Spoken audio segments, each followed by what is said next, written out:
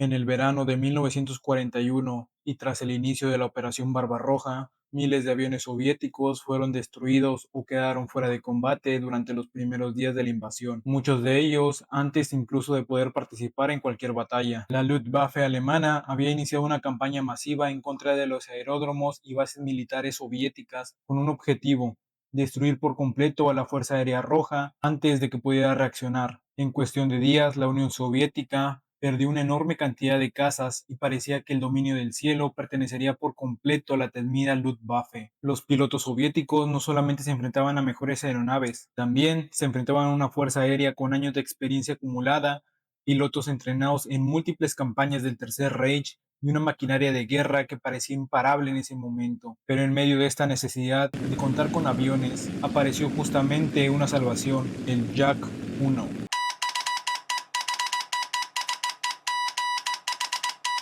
A finales de los años 30, la aviación militar estaba cambiando rápidamente. Los viejos cazas de madera y diseños tradicionales biplanos comenzaban a quedarse atrás. Las grandes potencias estaban desarrollando aeronaves más rápidas y más pequeñas, con mejores motores, estructuras más resistentes y un armamento más potente. Mientras Alemania tenía al Messerschmitt, Reino Unido a la par estaba desarrollando el Spitfire y Estados Unidos trabajaba en nuevas generaciones de cazas. La Unión Soviética no se quería quedar atrás, así que necesitaba responder a esas nuevas necesidades en el combate aéreo. Pero el problema era que no solamente necesitaban a un avión avanzado, necesitaban un avión que pudiera ser fabricado rápidamente, fuera fácil de mantenerse y sobre todo de producirse en enormes cantidades. Y bajo esa necesidad es que nació el proyecto de Yakolev.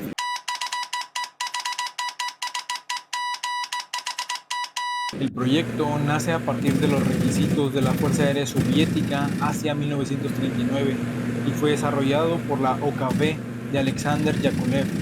La idea era obtener una plataforma aérea moderna que al mismo tiempo pudiera ser fácil de mantener y fácil de reparar para la Unión Soviética. Es por esto que gran parte de la estructura del Yak 1 fue fabricada íntegramente en madera contrachapada. Aunque hoy eso puede ser una gran desventaja, en su momento permitía una producción más rápida y utilizaba materiales que estaban disponibles en grandes cantidades en la Unión Soviética, la cual ya se preparaba para una posible guerra en contra de Alemania.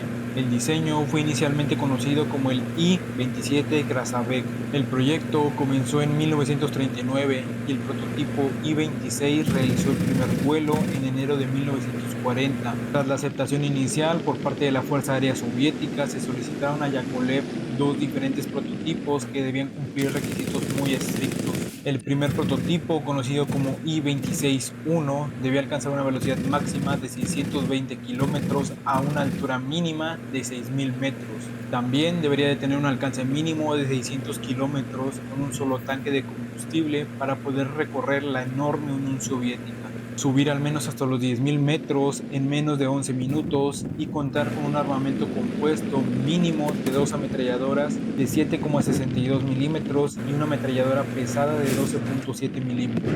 Mientras tanto, el segundo prototipo, el I-26-2, tenía objetivos todavía más ambiciosos. Debía alcanzar los 650 kilómetros a 10.000 metros de altura y contar con un armamento mínimo de ametralladoras de 7,62 milímetros y un cañón automático de 20 milímetros.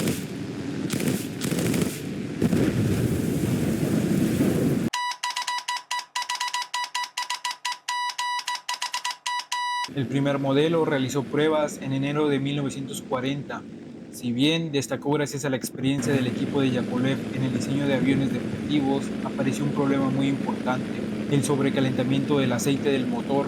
Esto provocó múltiples aterrizajes de emergencia durante las pruebas. Mientras tanto, el segundo prototipo, de manera similar, sufrió problemas. En esta ocasión, debido a la mala calidad de los ensambles, terminó pesando casi 400 kilos más de lo proyectado. Esto provocó que la estructura, fabricada principalmente en madera contrachapada, solo pudiera soportar alrededor de 4G de fuerza. El avión falló en varias pruebas y en condiciones normales probablemente hubiera sido descartado.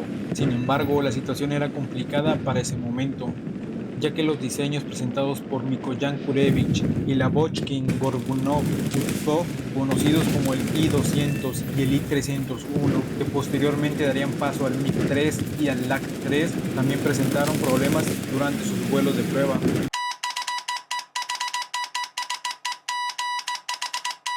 Es por esto que se solicitó un tercer modelo a Yakolev, conocido como el I-26-3, el cual fue entregado para pruebas en octubre del 1940.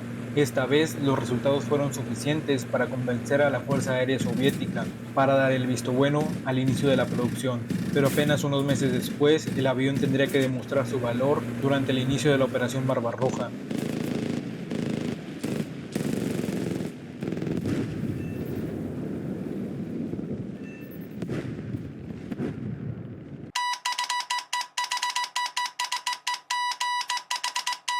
Para junio de 1941, cuando Alemania inició la Operación Barbarroja, alrededor de 400 Yak 1 habían sido construidos. Aunque la mayoría todavía se encontraban fuera de operación, originalmente el Yak 1 había sido pensado como un avión escolta para los bombarderos de ataque IL-2, pero en cuanto llegó al combate, los soviéticos se dieron cuenta de algo muy importante.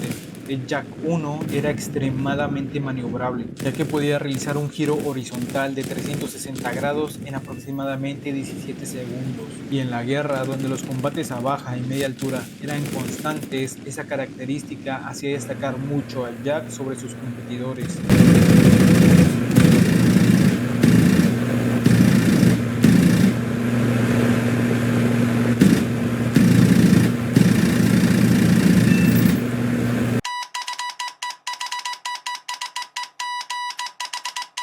Durante los primeros años de la guerra, los enfrentamientos entre los cazas soviéticos y los alemanes demostraron debilidades en sus diseños.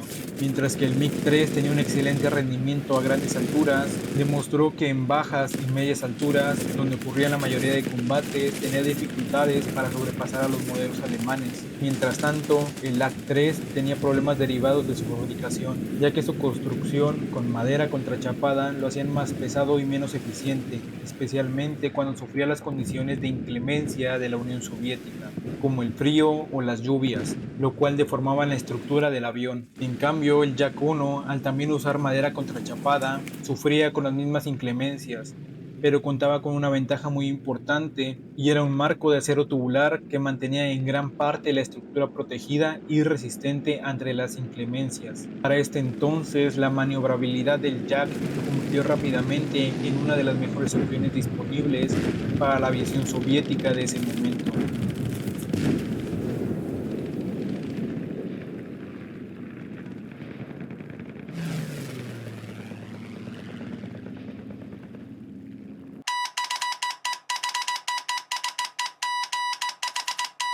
El Yak 1 fue desplegado rápidamente en unidades de élite, entre ellas el primer regimiento polaco de cazas de Varsovia y el escuadrón francés Normandie Niem, aunque realmente quienes llevaron al Yak 1 a la historia fueron los pilotos del escuadrón soviético femenino 586 de la Fuerza Aérea Soviética.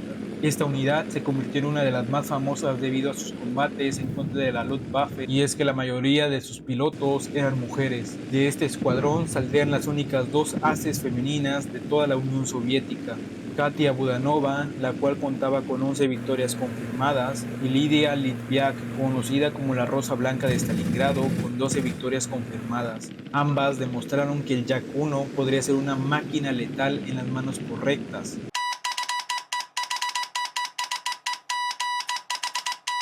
Con el paso de la guerra, el Yak 1 continuó mejorando, apareciendo la variable Yak 1B, la cual incorporaba un motor mejorado, una cabina con mayor protección, blindaje adicional y un cañón automático de 20 milímetros.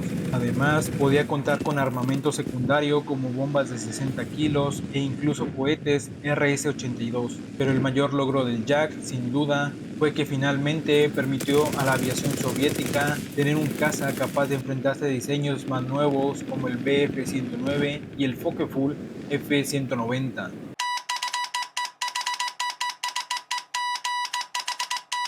Para finales de 1943 apareció el Yak 3, una versión más ligera que buscaba aumentar el rendimiento y mejorar las capacidades de producción de este avión. Este modelo también daría paso a una familia completamente nueva de cazas, ya que tras él estarían el Yak 7 y el Yak 9, y otros diseños más que continuarían utilizando las lecciones aprendidas del Yak incluso hasta el día de hoy. Para ese entonces, la producción total del Yak 1 había superado los 8.700 ejemplares, una cifra que demuestra la importancia que tuvo este avión durante los primeros compases de la guerra. que si bien no fue el avión más avanzado ni el más rápido de su época, fue uno de los primeros cazas que permitió a la Unión Soviética mantenerse en el aire, incluso cuando la Luftwaffe parecía invencible. Tanto así que incluso pilotos alemanes llegaron a reconocer la calidad de las máquinas producidas por Yakolev. El Yak-1 nació en una época donde la Unión Soviética sabía que una guerra era inminente.